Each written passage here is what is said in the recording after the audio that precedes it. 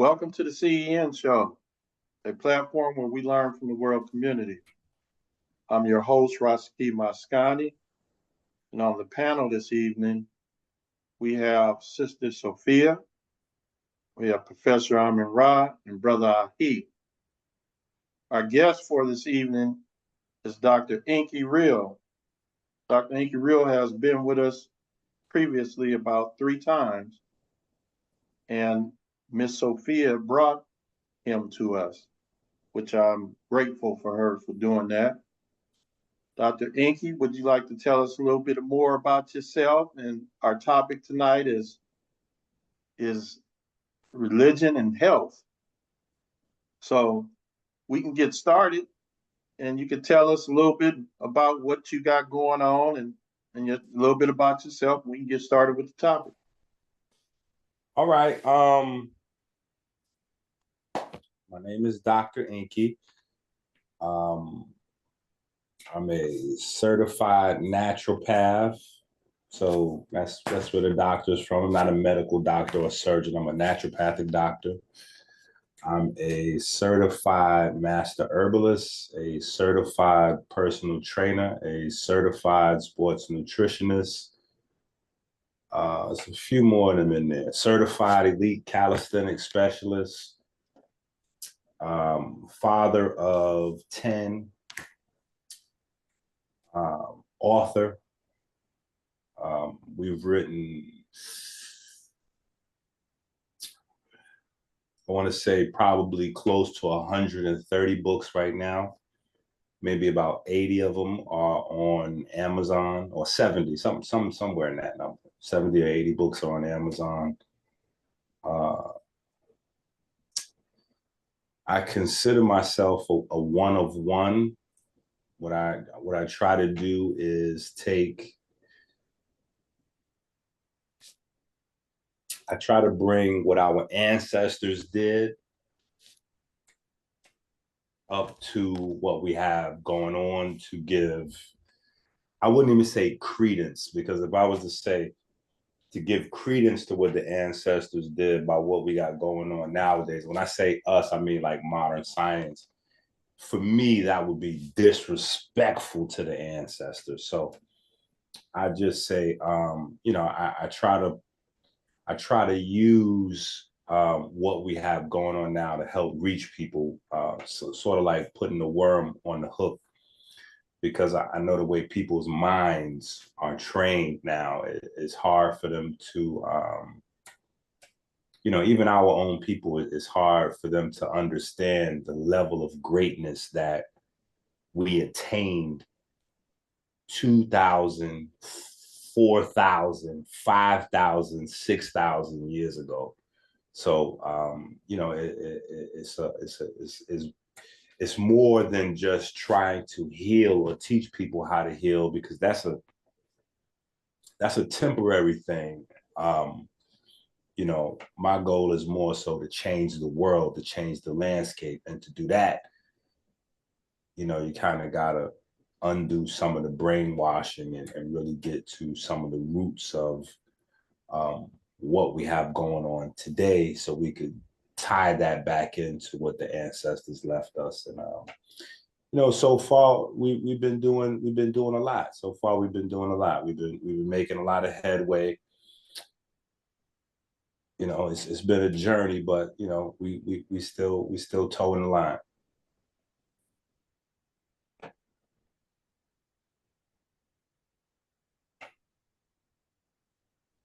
That's a very interesting background, and we've had you before, and we showed your website.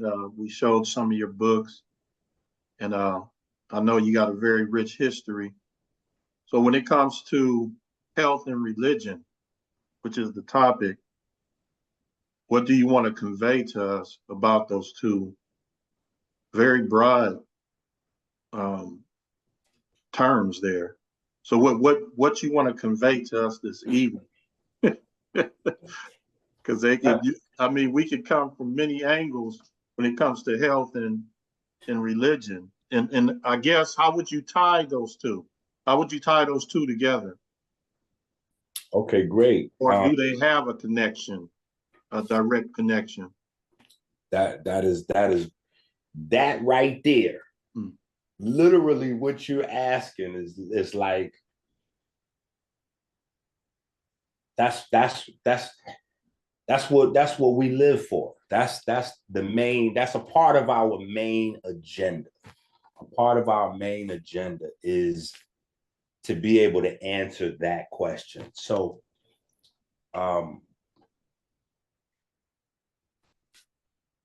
to jump right into it,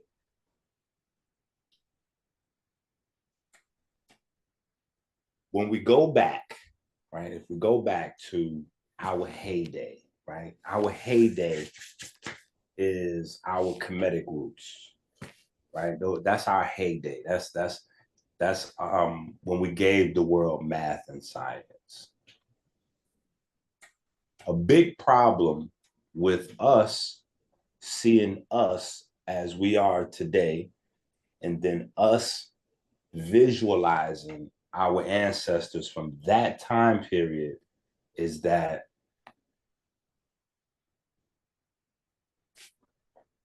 we have a lot of similar things, right? A lot of similar things, like our postal system, right? Our postal system, how we have supermarkets and stores all over the place. Back in Kemet, they had the post office running, they had regular mail, they had express mail, they had the markets booming all over the place.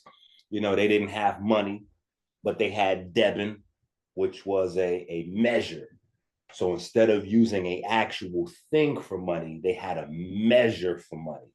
And so, you know, you could use copper or silver or whatever it was that you had going on. But there was a lot of things that was similar.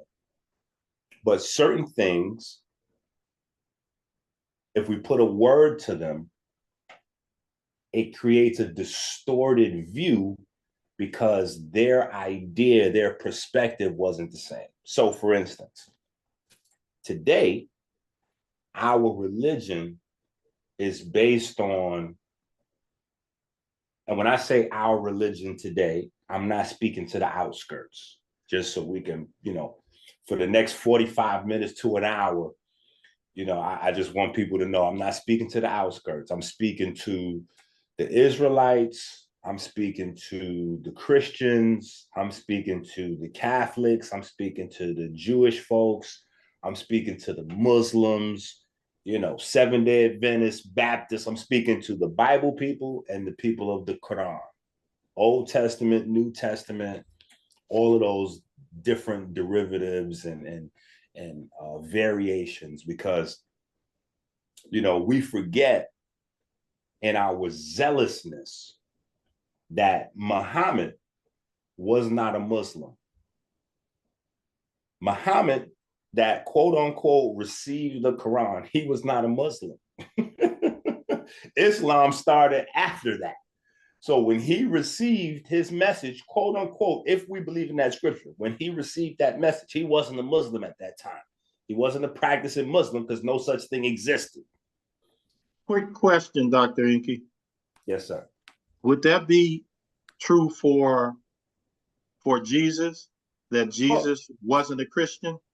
Absolutely. That would not only be true that Jesus wasn't a Christian, but that would be true that John wasn't a Baptist. That would be true that Mary wasn't a Catholic, right? So we have to understand that 4,000 years ago, not even 2,000, Muhammad, we're talking about 1,500 years ago, roughly. Jesus in that era, we're talking about 2,000 years ago, 2,500 years ago. 4,000 years ago, the concept of religion was vastly different. Today, it's about an unknowable God, and it's about taking a lot of things on a belief system that you can't necessarily verify to yourself, or you don't necessarily have a system of verification. In that time period, it was different. In that time period, God was very knowable because the concept of God was different. So God today, the term is it's a watered down Greco-Roman term that got solidified by the Germans. And so we have the German word God, and that is more so a anthropomorphized, where you get the old chubby white guy that lives in the clouds. That's kind of that concept. When you go back to the Netzer or the Netzeru, what you're talking about is the universal forces that are much more in alignment with modern science. Modern science today is a lot closer to what religion was 4,000 years ago. So religion then was about understanding the forces that animate life. Though that's how you got to know God. You got to know God through understanding nature, through shape, through number, through geometry, by understanding light, by understanding magnetism, by understanding water, by understanding what creates an atmosphere or lightning. Though that was the concept then. The church kind of gave us a distorted view of that. And the distorted view of that, and I don't mean the modern church, I mean the early church, I mean the Inquisition church, I mean the first few, the first 500 to 1,000 years of popedom, vastly different than what we know of now, because even Peter believed in it. We'll just say it's different, right? So I have to lay this groundwork, because if we don't get the idea that the perspectives are different, then we won't be able to see where we get off track, right? And so everything that had to do with God had to do with life. Everything that had to do with God had to do with life. It was about what animated life, what created life, what sustained life, but in a very real, analyzable sense.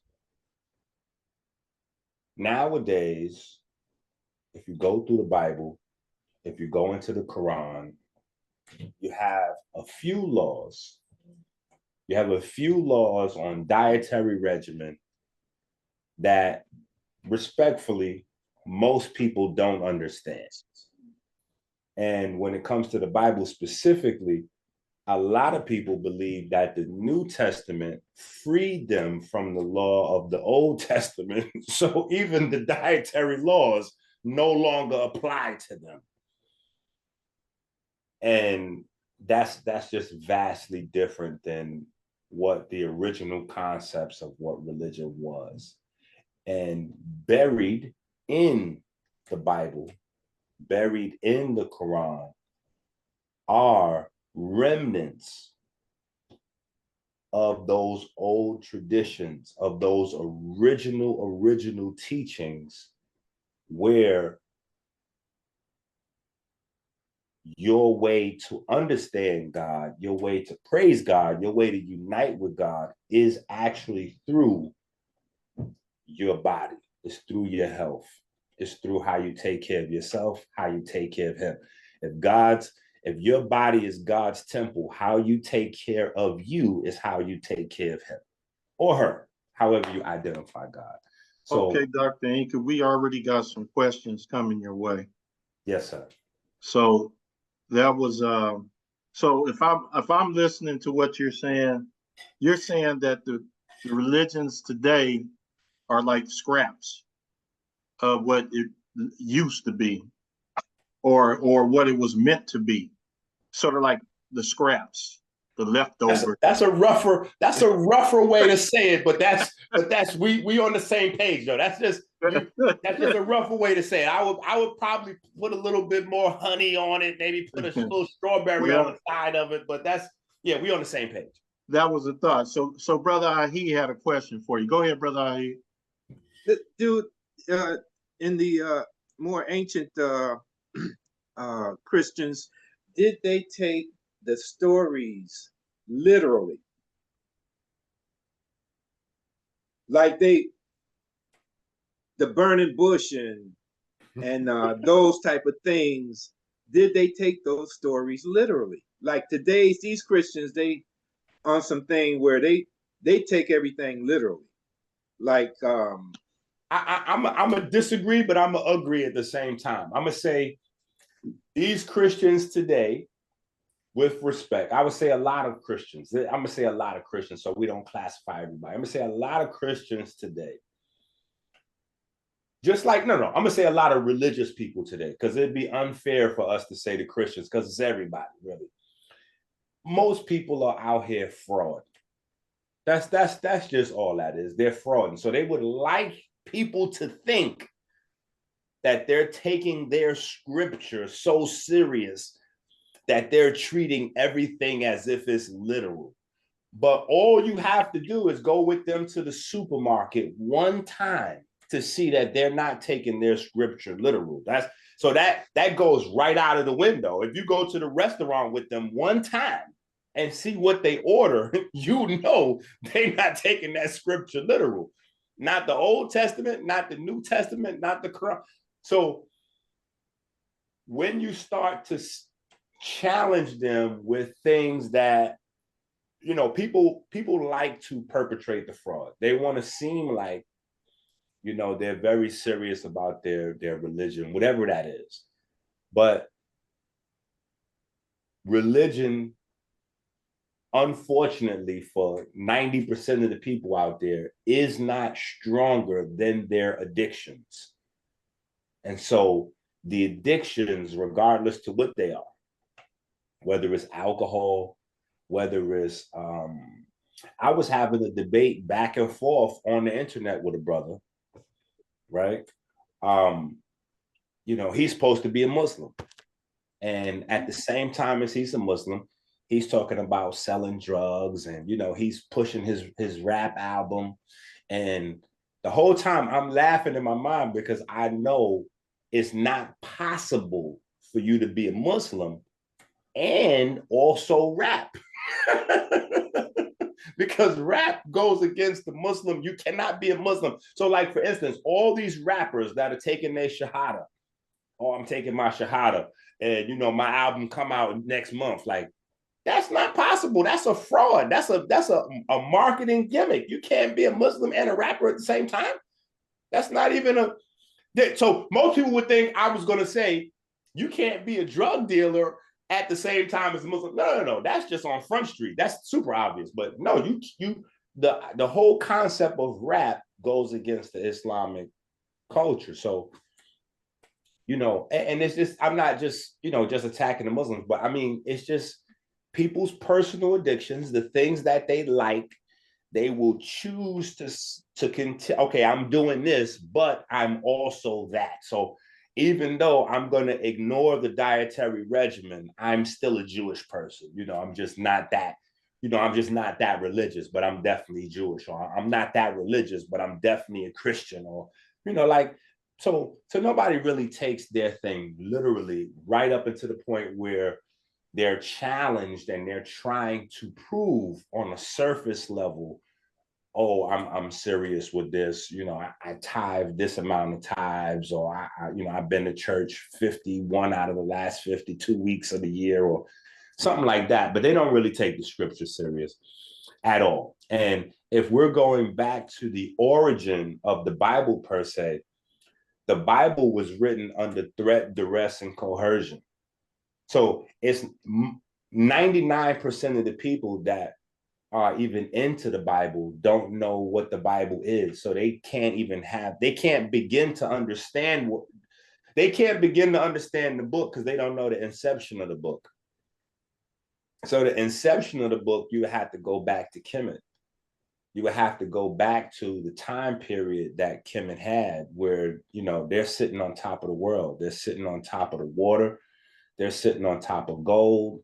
They're sitting on top of herbs and medicine, when nobody else has herbs and medicine. Forget about the money. They're sitting on herbs and medicine in a time period where nobody has herbs and medicine. Nobody. Nobody has medicine. Medicine is a concept that only exists in Kemet. Like, I don't even think people can understand that. The closest thing we could get to understanding living in a world where no one even knows what medicine is, except us, one country or one city, is like watching like maybe Mad Max in the Thunderdome or one of these end of the world time movies where like that's that world. There was no such thing as medicine anywhere else. Nobody had no idea what that was. Nobody knew how to like cut open a tumor and remove cancer and suture it up and sanitize it and disinfect it, and like that had to look like pure magic 4,000 years ago. It looks like magic today, to be honest. You know what I'm saying? Like, so you going 4,000 years ago, people didn't, it just, so people had to, like, it's just the law of the land. People had to, put their life on the line to invade Kemet, run down on Kemet, colonize, conquer, do whatever, because like anybody else, we taking care of our own. You know what I'm saying? If you want to come in and enjoy something, you got to pay what you got to offer. And we got a lot. So what you got to offer got to be something I don't have, or else, I don't know what to tell you. So, I understand why the other cultures began to, form armies and come in, but, and that's what sets the precursor for the Bible. The constant invasions of Kemet. That leads to a place where foreign rulership is happening all too often. And Kemet just gets beat down and beat down and beat down to the point where the Persians then overran them. And so they go to their neighbor that they've been feeding, they've been taking care of, shooting them a little herbs, shooting them a little wisdom.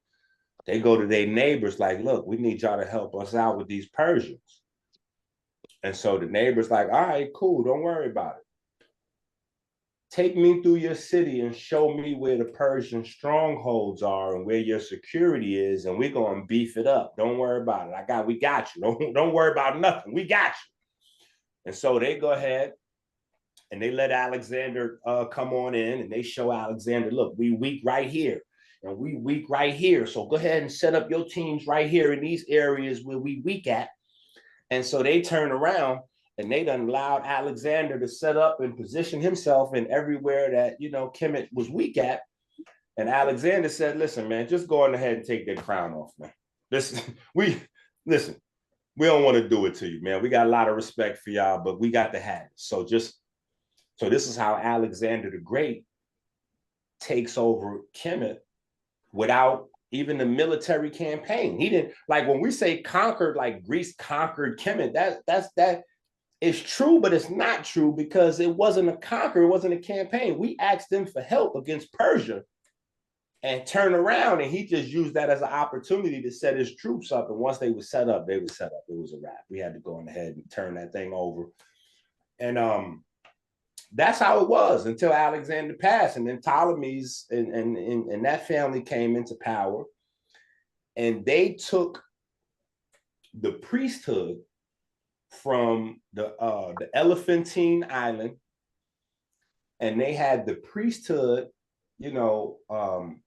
write the Septuagint, and so that's the early inception of a Bible. They wrote that. They wrote the Bible under threat, duress, and coercion. So that wasn't what people think it is, where they think, oh, this was a divine revelation and they wrote this, for the world to be like. That's not what that is. That they wrote that under threat, duress, and coercion.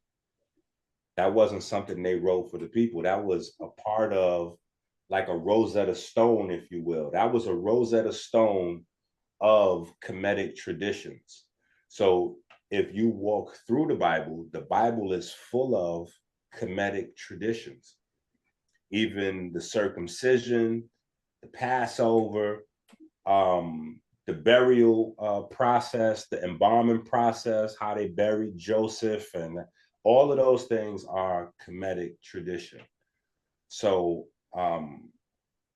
you know, that's all that was. That just was a Rosetta Stone. So, you know, that's why a New Testament was necessary. A New Testament was necessary because the Greek people needed more of their tradition to be there. So this is why Yahshua becomes Jesus, you know, because they got to stick Zeus in the mix. So, Dr. Enqi, Yeah. let me get to a couple of more of the panel, and so they can kind of ask you questions or have a comment about what you said, because we've had guests on before that spoke about the Bible and how it was formed and everything. So I'm gonna go to Professor Ryan. Professor Ryan, Yeah, about question or comment? Like, I appreciate what you've been saying, if I understand correctly. First, I want to thank you for coming on to the show and giving us your wealth of knowledge and information. Hopefully, to make us better people. I appreciate the opportunity. Yes, sir. When it comes to the religion and nutrition, or religion and eating, some of those organized worship groups, such as Muslims and Christians, because that's what religion means, organized worship. They like Muslims deal with halal chicken, and you don't eat the blood or something, and then Jewish people have their diets, Christians have their concepts of meals, and like you said, people, of course, don't abide by it. They don't even abide by the tenements or their scriptures. Most people don't, because they're just stories, But one of the challenges is, how do you, if you can't tell people where life began and where it ends, and if there's an afterlife, that's why they, first of all, as you know, all those religions made people join them or killed them. Christianity, Judaism, Islam. They were really gangs. It's spread by the sword. Organized gangs under the auspices of religion. But my point, my question to you is that one of the challenges you find in challenging anybody who say they're religious or spiritually inclined is that many people can't say where life came from. Even if you say evolution, they say, well, God created evolution, and you say, well, there's other planets. Well, God, that was included in the Earth. That's what the sun and the moon was all about, other planets. And so they always have an answer. And as you were saying about ancient Egypt, people had belief systems before Egypt, before Kemet. Animism and lunar celestial gods, lunar gods, and then it was the Europeans that brought in spiritual gods, because they used to refer to deification, if I'm not mistaken. If you had a lot of knowledge and wisdom, they deified you. That's like people go to school to get a degree, and they get a doctorate, a BA, and all that for their knowledge, study. There are people that studied nature, studied life, and became very wise, and they deified them as gods. I think Imhotep was deified, and Akhenaten. Most ancient African people, gods walked around on earth. But now the European came in with a spiritual God that you can't challenge. You understand? You can challenge the people power. I see what you're saying. I see what you're saying. I got you. And so my question to you is, What do nutrition have to do with regards to religion when, you know, in the Bible they talk about the burnt lambs and God, Jesus said in the First Testament, it smells good, and, you know, sacrificing lambs and sacrificing cows and stuff like that. How does that go? So here's where the problem comes in. The problem comes in because it's like and I was live on my channel, you know, last week, and I was kind of having a similar conversation, and I asked a question to the people, right? And the question I asked is, how can a tree grow with no roots? How can a tree grow with no roots, if at all, is going to be sickly, physically or mentally, if at all, right? It's a withering tree, it's dying, it's on life support. And so when you look at religion today and spirituality, it's withering, dying, and on life support because the roots are gone. So when you go into the Bible has very solid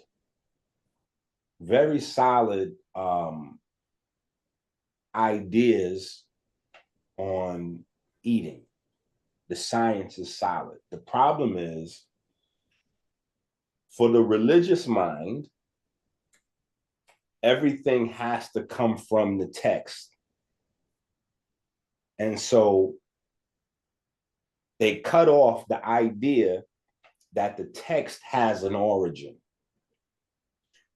And when you look at just the body of work in and of itself, you have a dietary regimen, but you don't have any science of the human body to validate it.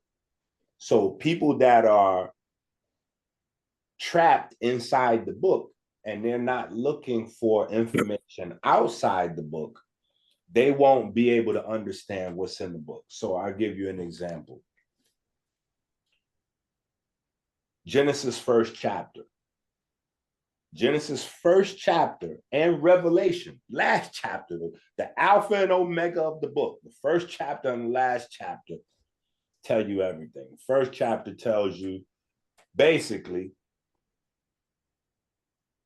the plants, the fruits, the herbs, that's for you. That's your diet right there.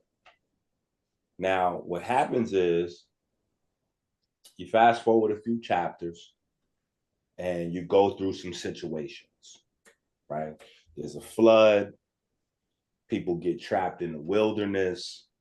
And so coming out of the flood, people lost in the wilderness, God passes a law and says, hey, listen,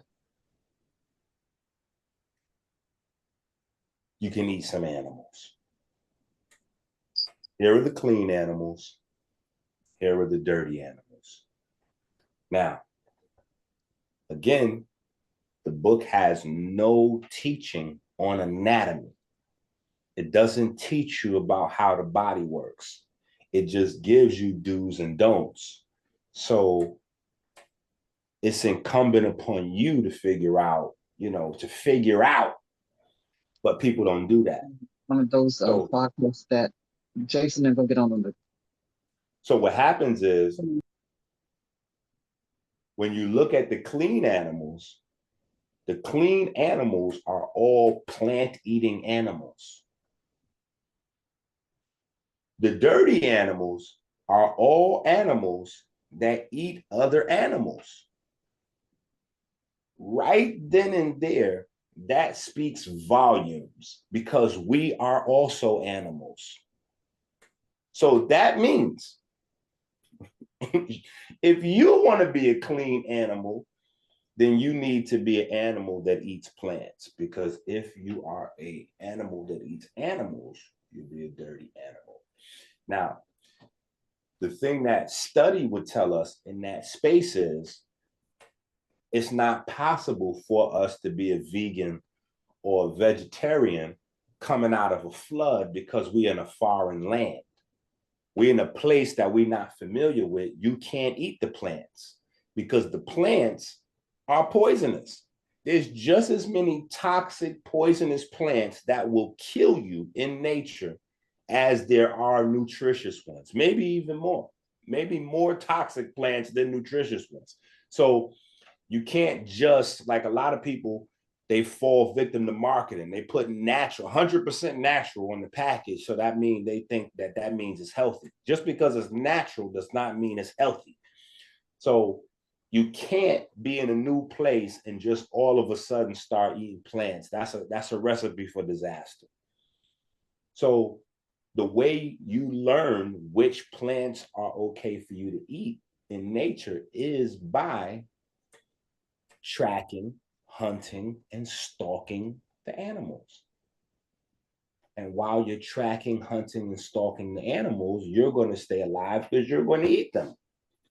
And as you're learning them, learning their habitats, watching which plants they avoid, watching which plants they eat, now you'll be able to start learning a whole new apothecary. You'll be able to, okay, these are good right here. These are good greens. These are good berries. Don't eat those. Rub those on yourself if you get an infection. Stay away from that. You're going to get, poison ivy or skin something. Like, you'll be able to learn what's going on around you and then get back to a more healthier space. You got to start from the bottom and learn, So as you move through the Bible, though, people just get to this idea of grace where they feel like grace allowed them to just do anything. And so the concept, that most people are walking around that follow the Bible and follow the idea of grace is God created a son. God killed his son so that they would be able to not follow any of the rules that he made in the first place. I'm like, that is a wild concept. Like, to think that God gave you rules, then God had a son and killed his son so that you could stop following his rule. Like, that's close to madness, respectfully, for me. That just doesn't make any sense. I think that grace has a lot more to do with, situations. Like there's a situation where Jesus is talking about a guy on the Sabbath, his mule is in the ditch. Does he get his mule out of the ditch or does he leave his mule in the ditch? Situations like that, you know what I'm saying? Like real life kicking in. You may not be able to afford this or that. You might have to do what you got to do at a certain time, or you just may be ignorant of certain information. If you're ignorant of the information, it's not going to be held against you because you didn't know any better at the time. But as you learn better, you do better. And once you learn better, you're responsible to do better. And you're not only responsible to do better, but you're responsible to teach those around you how to do better. So I just think there's a lot of, a lot of ignorance, but, the information is there. People just have to go a little bit further, to get to it. There's no such thing as abundance of real wealth. Wealth is not material. I have a book series called Generational Health. Generational health, because that's it's not only real wealth, but I think that people are putting the cart before the horse. Time is more valuable than money, and genetics is more valuable than time. And people don't understand that we add information to our genetics every single day. Every single day, we're shaping our genetics. We're shaping our future generations. So you're shaping the next 7, 10, 15 generations by your daily habits. So, what you do every day is a lot bigger than, whether you could get into these pant size or whether you're going to have a 6-pack or whether you could fit into this outfit or, we just got into this groove where we think about ourselves a lot and we're really focused on ourselves as opposed to, you know, our family, and even further still, you know, our bloodline, our genetic line, the ancestors that came before us, and the progeny that must come after us. You know, I was and I know somebody, I know I'm talking long, but I was talking to a young guy. He goes to my son's high school, and he was joking, you know, because I got a lot of children. He was like, man, I don't know how you do it. You know what I'm saying?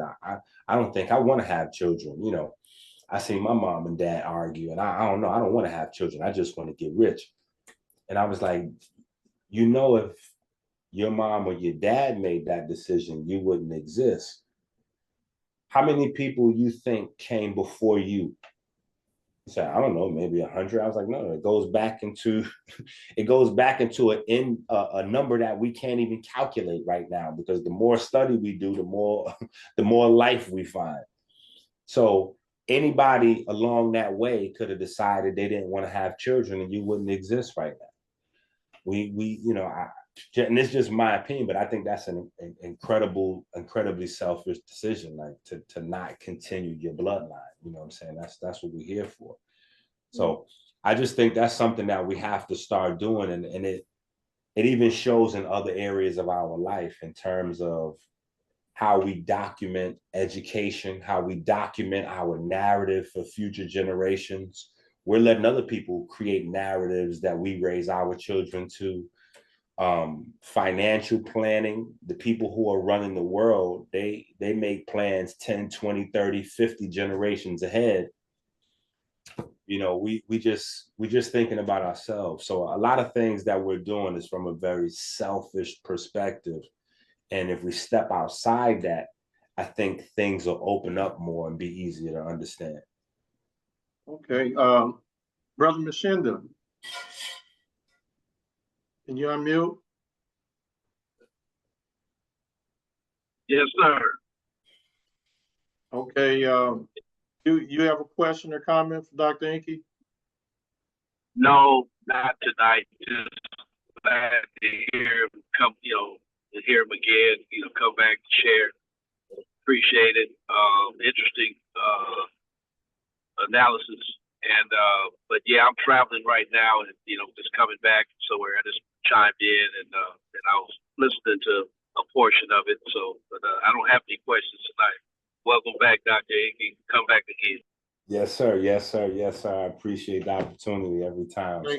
So yeah, I think the whole idea of the inception of the relationship of man and creator is about sustaining life and the continuation of life. So the whole natural concept of having a relationship with deity is health. The moment that health becomes separate from your religion or your belief system, your religion or your belief system just fell apart, because there's no reason to have it if it's not about improving quality of life, sustaining life, improving quality of life, then creating a better pattern of living for the future generations. Like, that's literally the root of the relationship that we're supposed to be cultivating with our creators. That makes sense. Makes sense. Sister Sophia, you want to unmute? Of course, absolutely.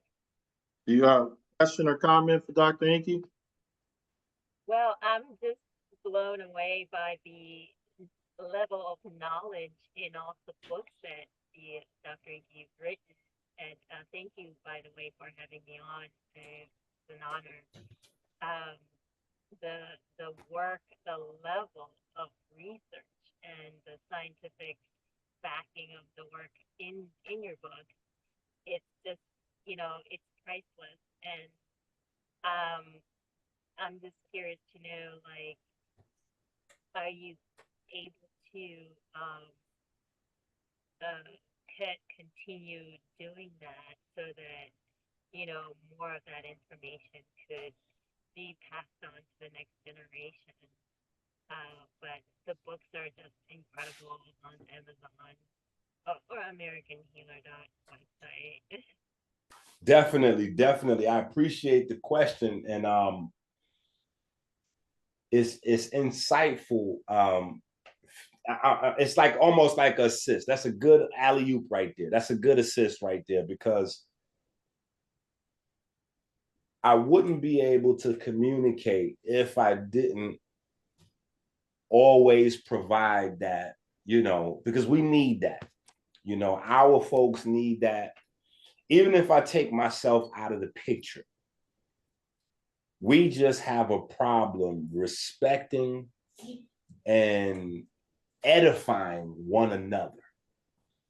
Even before we get to believing one another, trusting one another, we just have a problem with respecting and edifying one another.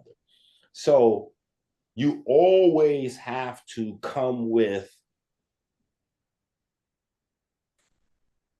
the academic reinforcement. And it's crazy because in certain settings, I expect that. Like, it's the norm. If I'm talking in a school, it's the norm. In a school setting, if you're in a college or high school, if you're talking to students in a scholastic academic setting, that's what you do.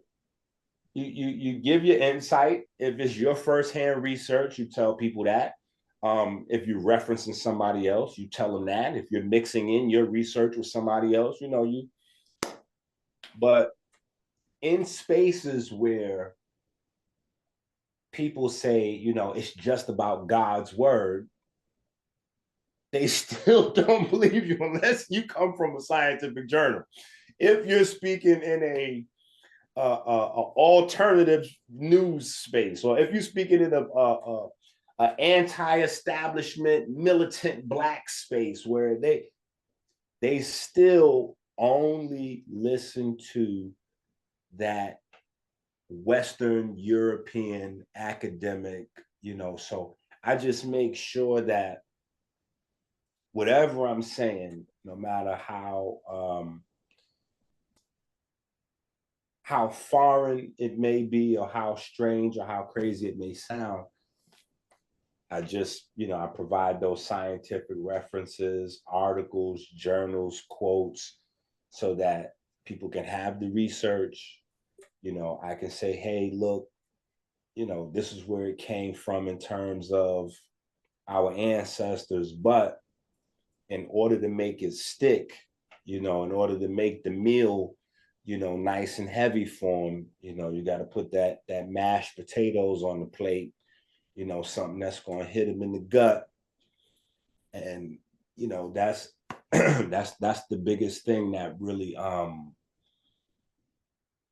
transformed my speaking. I want to say maybe 4 or 5 years ago, I really started to lean more into that. And now it's just habitual. Anytime, we come with some information, okay, here's what I'm saying, here's my research, here's what the ancestors said, here's what the journals are saying.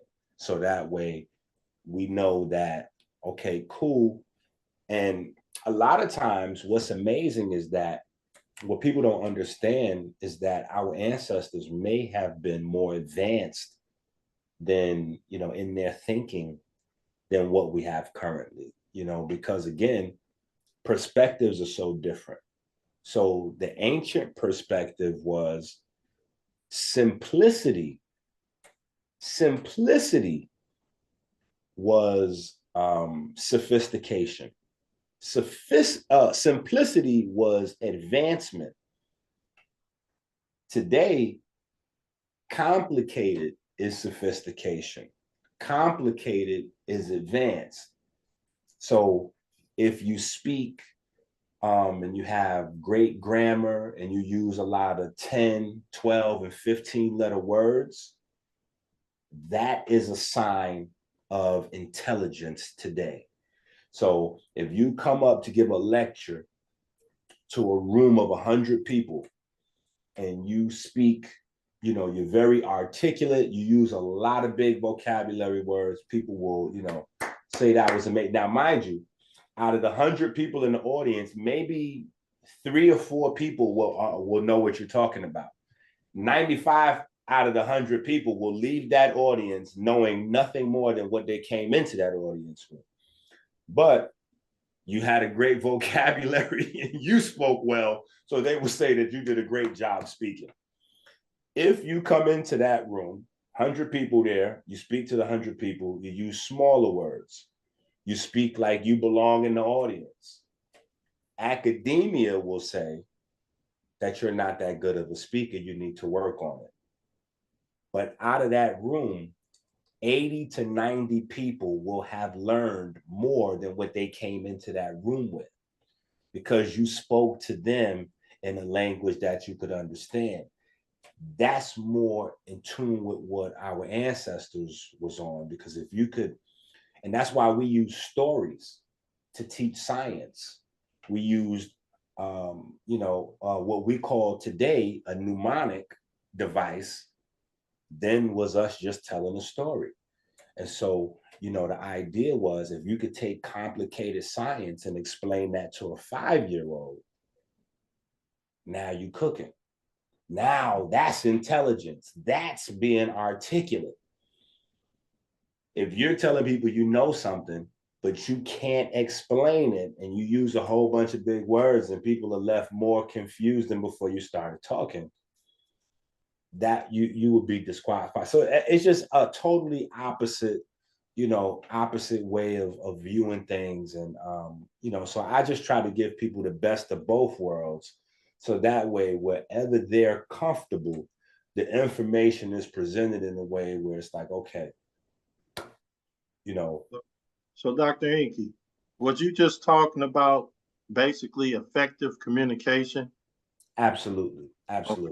Okay. Effective communication, and, being able to speak to your audience, where they are, and being able to speak in a point where you can simplify concepts as opposed to further complicating concepts that may already be foreign to your audience. Because if they come in to hear you speak, they're not coming to hear you say something they already know. They want you to enlighten them on something. So obviously they're looking for something they don't know. The last thing they want is for you to further complicate a subject that they may just be getting exposed to for the very first time. Yeah, so, that's a thing of being fundamentally sound. And when students, I've been teaching for years, and Professor Rob been teaching for years, Brother Mashinda been teaching for years. I'm pretty sure he has been teaching, and Sister Sophia. And we always say you assess the situation, your room, when you're coming into a teaching situation. And then you meet them, like Brother Hendrick always say, meet them where they are. And then Professor Rob would also validate that. And you bring them up to where they need to be.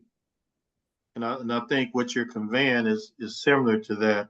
And exactly that. Absolutely. And then Professor Rob always say, and he did, matter of fact, it's going to be in print, and he did a podcast on it. He said, don't let your oppressor be your teacher. Whew. And so, and I'm listening to you, and I'm hearing these things. I'm hearing these concepts and what you're saying. That's so powerful right there, because let me tell you something. Mm-hmm. A lot of people, right, because our roots have been cut off, we're looking for spirituality everywhere except for back home. And we don't realize that what we're getting in all these places is watered down versions of the real thing. And I'll give you an example, because I know how y'all keep the time, right? And I know we be coming up on an hour, but I was just having a conversation with, because people know I'm anti chakras, anti all of these other things. So I was just having a conversation about the tree of life. and the Kabbalah. You know, one of the brothers said, well, you know, I understand your stance on the chakras. You know, at least I'm coming to understand your stance on the chakras. But what about the tree of life? You know, blah, blah, blah. I said, well, hold on. That's taken directly, all these things is taken directly from the older manuscripts. So when you go into the Ebers Papyrus, the Ebers Papyrus teaches that your body is made out of vessels called metu. Just like there's a medu, there's a metu, right? And so the difference between metu and medu is internal communication versus external communication. Internal communication was done through the metu. These are conduits throughout your body, tubes. Just the same way we got veins, arteries, nerves. And you had 22 of these vessels. So I'm explaining to the brother, I'm like, you don't know the origin of Kabbalah. You've probably been studying it for a long time. So because you've been studying it for a long time, you feel like you understand it, but you don't, because there's no mention. The first time the word Sephira, which is the circle, there's 10 Sephira in the Kabbalah, the tree of life. The first time that's mentioned is in a book called the Sefer Yetzirah. And in the Sefer Yetzirah, it basically ties the 22 letters of the Hebrew alphabet to the making of the body, to the anatomy. And so you can see, if you know the Kemetic manuscripts, where they literally lifted that right out of the papyri.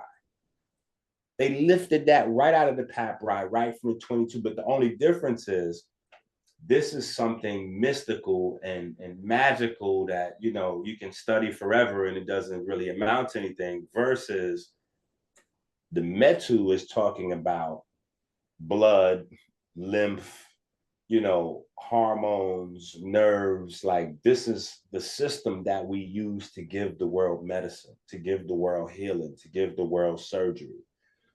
So, you know, my thing is, we don't need the kindergarten stuff. We just need to go right to high school, right to college, right to, you know, we need to go right to the real thing, because these ancillary systems aren't going to deal with the problems that we have today, right? There are real solutions to the problems that we're having today that our ancestors time capsuled and left for us. We just got to get to them, share them with each other, and then get busy on using them. So, you know, a lot of people are making a lot of money, you know, keeping the information from us, while at the same time utilizing the information for themselves.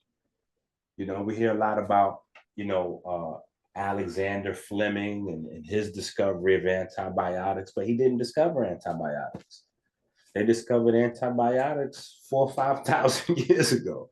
All these guys did was discover papyri. They didn't discover anything. They discovered the discoverers. So, you know, we just got to get back into that pocket, you know, where we understand that we created these things. We created, nobody discovered, Benjamin Franklin didn't discover electricity. You know, like all of these concepts, you know, from understanding even quantum mechanics, that's a new thing now. That's cutting edge modern science, quantum mechanics. What does quantum mechanics say? Quantum mechanics says that subatomic is the world of waves, and you collapse the waves and particles emerge from the waves. And our world of matter is composed of these particles that emerge from waves. Well, that's literally written on every single piece of papyri, every wall, everywhere, that a tomb emerged from the waves. Like that concept of particles emerging from the waves, that's 6,000 years. Like, None of this stuff is new. You know, it's just that, again, we've gotten so, you know, brainwashed that we don't want to hear our thing. We don't even want to put to use our thing. So if we see an atom coming from a wave, we feel like to say that, to teach that, you know, that makes us, you know, we feel pride with being able to say, oh yeah, well, this is quantum mechanics, and you know, the atom is emerging from the wave. We don't feel that same type of pride by saying atom is merging from the waves. Subatom is waves. Subatom is waves. Subatom is waves. Atom is how many years old? Atom is how many years old? What like this? So, and because we had these concepts longer, we've been able to develop them longer and play with them longer and maybe even back away from some things. You know, we have to rationalize the idea that, hey, is anybody noticing this crazy statistic that blind women don't get breast cancer?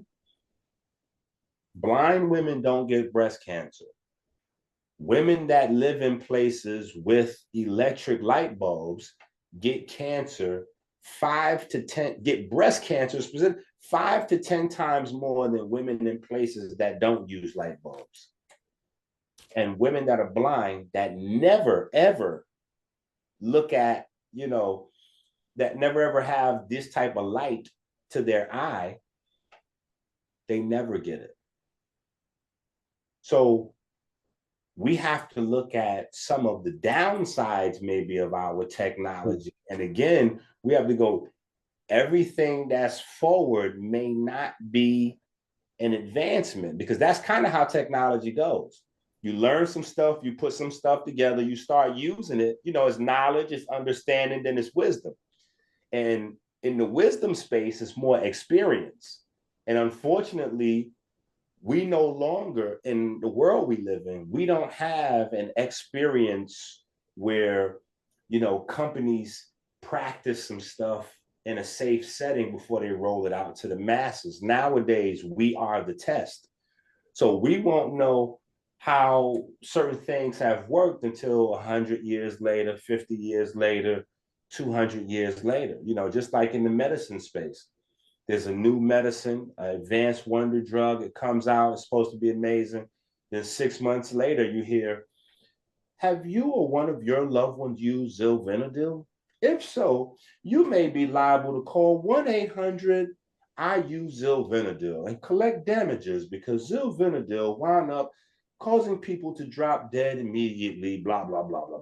Like, we've seen that 1,000 times throughout our lives, and we don't realize that technology is this, is, you know, it can be the same. It can be the same. So, you know, we just gotta slow down with how we judge our ancestors versus our modern contemporary ideas. Well, it's that point is well taken, Dr. Enqi, because when you're living in a lot of artificial constructs, that can be a very unhealthy, you know, to the nature of how we are, how we're put together. But that was a great observation. And I pull that example out because that's one of the things that's like a contention between, you know, Eurocentric scholars and Kemetic scholars. You know, the Kemetic scholars, unfortunately, they don't know enough to understand what they're looking at, but they want to champion the culture. They go, look, we got the Temple of Dendera. You know, there's light bulbs here. Those aren't light bulbs. And then you got the Eurocentric folks that's like, no, that's not anything technology. No. When I say those are not light bulbs, those are much more advanced than light bulbs. Those are vacuum tubes, right? And a vacuum tube is where you get light bulbs, but it's also where you get cameras, TVs, and all of these different. It's not the one thing. It's the precursor of the everything, right? But when you look at how we're using these things, and this goes into our conversation earlier, how we're using these things, they're not extending life. And it primarily comes out of the concept of atheism that for a long time was the basis of Western science. That those two things had to go together. If you was there's a time period where in order for you to qualify as a scientist, you had to not believe in God. You had to denounce God.